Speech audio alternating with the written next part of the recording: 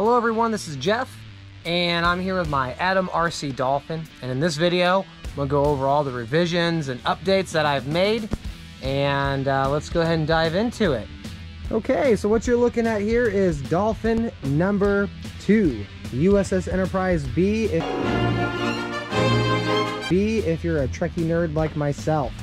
Had a crash, I lost video signal, and I hit return to home button and I just didn't get it quick enough, and it crashed, and it must have just hit, try to do this without the sun on me, it must have hit just right, because the freaking, grab this, good news is my camera's saved, nothing landed in the water, but the nose cone isn't even damaged. The nose cone is fine. It just tweaked it right here. Now I'm wondering, started velcroing my battery down. So I'm wondering if the weight of that battery, the inertia of that battery just tweaked it. I don't know. Motor mount's still on there. Boom, baby. Busted off the front. And so I figured it was time to do another video on my Dolphin. I'm gonna put all my updates, all my INAV settings in the video so you guys can see everything. But the first thing you probably notice is this big honking piece of stuff right here. And this right here is my Insta360 X3 camera. Now, this thing adds some weight. Let's go ahead and we'll pop these hatches off and I'll show you my setup.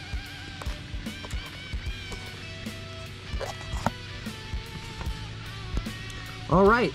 Well, as you can see, I am lucky enough that I was able to mount this.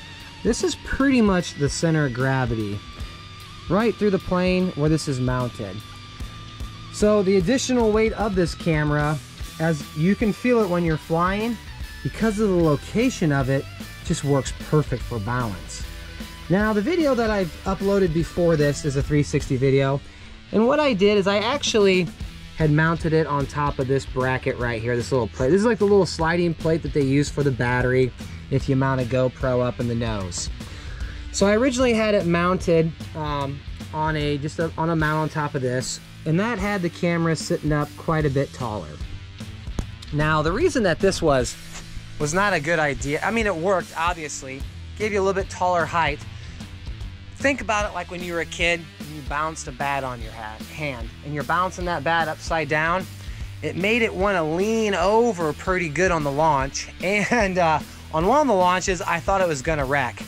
So by being able to lower this down a little bit, lower that center of gravity, plane just flies better. Speaking of flying the plane, I'm also flying it on the ZOHD, that 5,000 milliamp pack that probably everybody and their brother has. You know, this gets me flying this thing for 30 minutes with this camera on here. Now I pretty much run this thing at 9 amps the whole time to keep my speed up because of the added weight, and it just works perfect. So we'll go ahead and I'll pull the camera out and I'll give you an idea what this additional weight to the craft is. Okay, so I got this thing set at 0 with the stand on. And this camera alone weighs 180 grams, 180. The battery weighs 303 grams. So we're adding a total of 483 grams with these two items. It's quite a bit of weight. All right, so we got the scale zeroed out. The plane itself is 670 grams, and that does not include the battery, and that does not include the camera. And now we're at 1,150-ish grams of weight. So yeah, man, she's got some weight to her. She's got quite a bit of weight to her.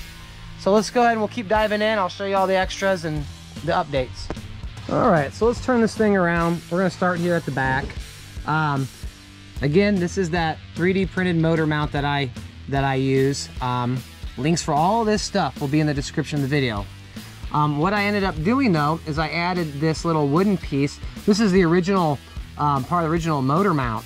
This piece of wood acts as a heat shield for this. Had a couple people say that they were melting their mounts because they fly hard, and that's totally possible with PLA Plus filament. So by adding this little piece of the old wooden mount, you don't have to worry about it anymore. I took this thing out, I put my lithium, my LiPo pack in this, and I had it at max throttle, probably for way too long, and it did not melt anything. If anything, it was gonna probably melt my electronic speed controller, my ESC. So that's it. That's it in the back. The motor that I'm running, this is from my very first Swordfish. This is before they had their own AtomRC branded motors. This is a RC M Power EX. This is the 2306 Plus 1700 kV motor. So these were the motors that were originally on the AtomRC Swordfish. Moving underneath, if you knew me, man, you would know that LEDs are my thing. And I love LEDs. These look cool. My Swordfish, definitely, we call it the purple drink because we have like a purple style theme to it. I just got a lot of the TPU stuff printed in purple. Purple's just our jam right now.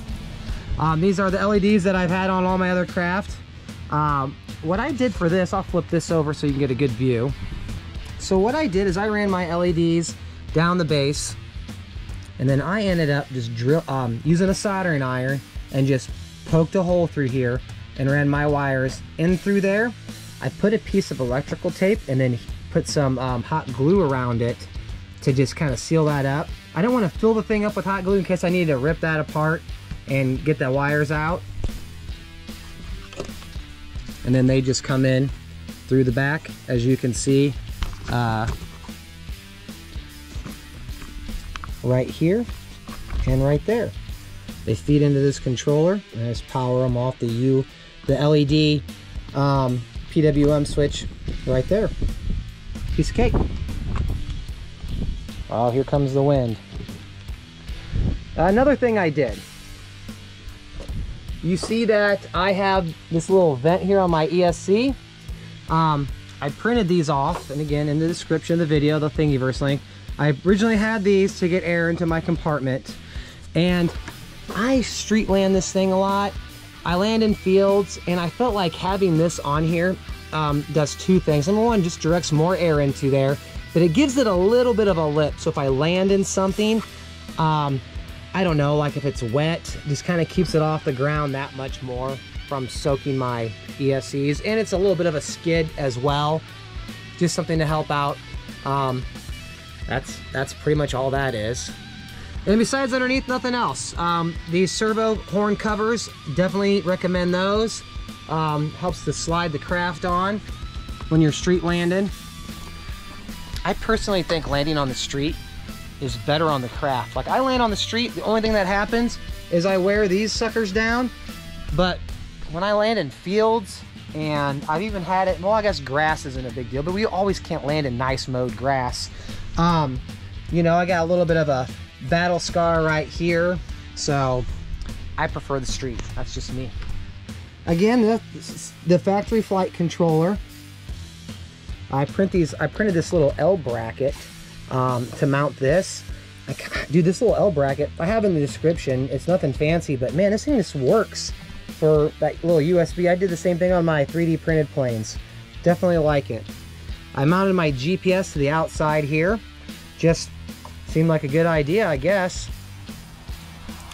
Without the weight of the camera, so you take the camera off. Because I have this extended motor mount, I was able to bounce the aircraft, my battery, right up against the wall here. It almost completely balances out center of gravity with or without this camera. That just shows you it's like right there, dead nuts. And that just helps with the flying characteristics, whether you'd have this on the front of the aircraft or hanging off the back. Just allows the aircraft to fly smoother and launch 1,000 times better. Hey everyone, sorry to interrupt. This is a little bit of an afterthought. So I'm gonna show you how you balance and set the center of gravity on this Dolphin. So when you do this, as you can, all your Dolphins and all your AtomRC products for that matter, they have these little indentations on the bottom, and I think they even say CG on them for center of gravity. So this is where you're gonna, this is the point on the aircraft. So you kind of want to, what you want to do is you want to pinch it equally on both sides. Now, when you balance it, you don't necessarily want to balance it facing up. You always want to put the aircraft upside down. And the reason for that, number one, with us, we have all this weight, we have the weight of this camera. It'll balance easier upside down.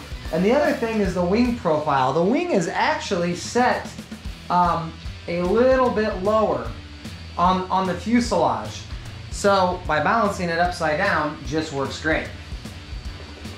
So what I'm gonna do is I'm gonna put my fingers on here and I'm gonna go ahead and hold it. And if the aircraft balances like this, meaning that it's not going like this or going like this, then the aircraft is good.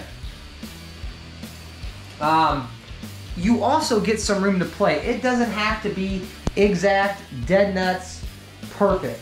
AtomRC says 3 to 4 millimeters either way, so you can move your fingers back a touch, see how it fits, move it forward a touch, see how it does.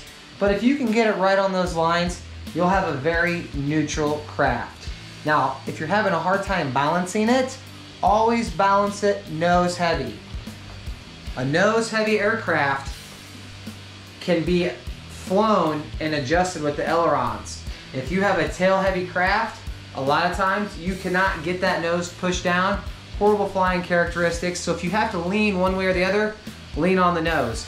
Now, if you like doing high alpha maneuvers, search that to figure out what that means. A lot of those planes have a lot of aft or rear center of gravity to perform those maneuvers. But for you, just try to get it right on the money. And I'll show you as well here. This is with me balancing it with the nose up. See, it kind of balances for a second, but if I go ahead and flip this over,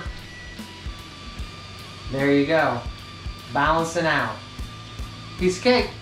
Again, this is the battery that I run. I love this little battery. I know they're only rated for 10 amps. I push them past it, but that's just me. This is just a piece of packing foam. Came with this Dolphin. I just cut it and put an extra battery strap just to kind of help this thing from shifting back and forth.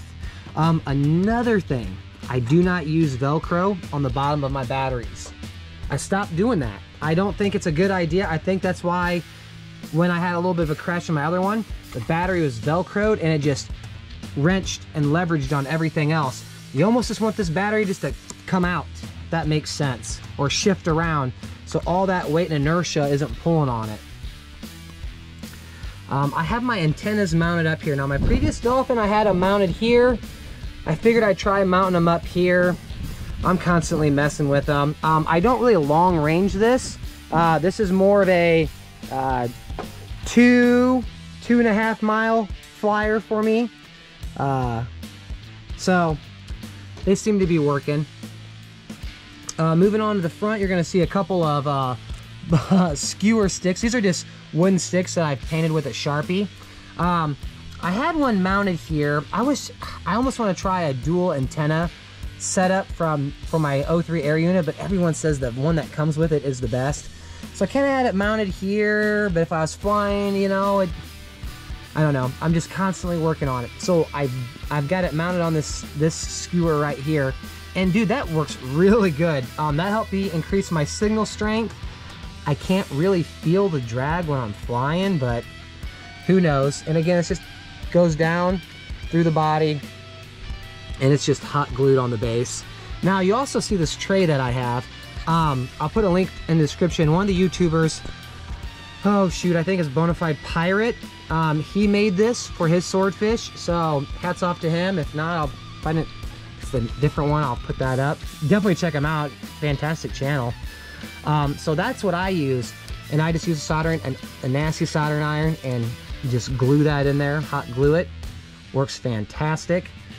DJI 03 system. This is just a servo right here. So I do have a pan. I don't have tilt, but just pan. And honestly, I don't even use the pan that much. It's just a nice feature to have. And then this 3D printed bracket here again is off, it's from a HeWing file from someone on Thingiverse, but works perfect for this setup. And this is just hot glued in here. Try to hot glue as much as I can because I can repair it easily. Let's see here. Is there anything else I'm missing? I don't believe so. But with this setup, it just works so good. I have the motor unplugged right now just so it's not beeping. You know, I wanted to have my cool LED lights on so y'all could see them because I'm a nerd. My hatches. So, put this on here. There we go. So, this regular Dolphin hatch. Now, I use these hatch locks. Painless 360 designed these, and so I just use one there. I lost my little holder, like this hatch right here has the little notch in the front to keep it down. I had to cut that out for that, so I just put a latch here. I put a latch there, and dude, that thing is perfect. I've had this thing about 75 miles an hour, no problem. I don't really think I need this anymore, but it's glued on there. I'm just gonna leave it. And it works perfect. Works perfect. Same for the front hatch. Because of that skewer stick going down into there, I had to do a little bit of a notch right there on the top right corner. And then that slides into there. Of course, the factory magnets, and then another hatch lock. And dudes, we're in business. So overall, the plane is set up, man. After all my trials and fails and redos and wrecks, this seems to be, for me, the best setup. I think I'm gonna try to invest in some antenna extensions. What are they called? The UFL style connectors. I would really like to get these to where they are here in the back, like maybe in this back corner here, or up in this front corner here, so they're poking through the bottom. I think that would help immensely, but it is what it is. Oh, I guess I didn't really show you where I mounted that at. Let me go ahead and get this cover off. And there, as you can see it blinking, that's my receiver right there. And then I just took a needle, or I just took a Phillips head screwdriver and just poked a hole and ran the antennas in there. Everything fits in there nice. I mean, I don't really have to use this cover much. The battery is easy to get in and out, so it just makes swapping batteries and flying easy.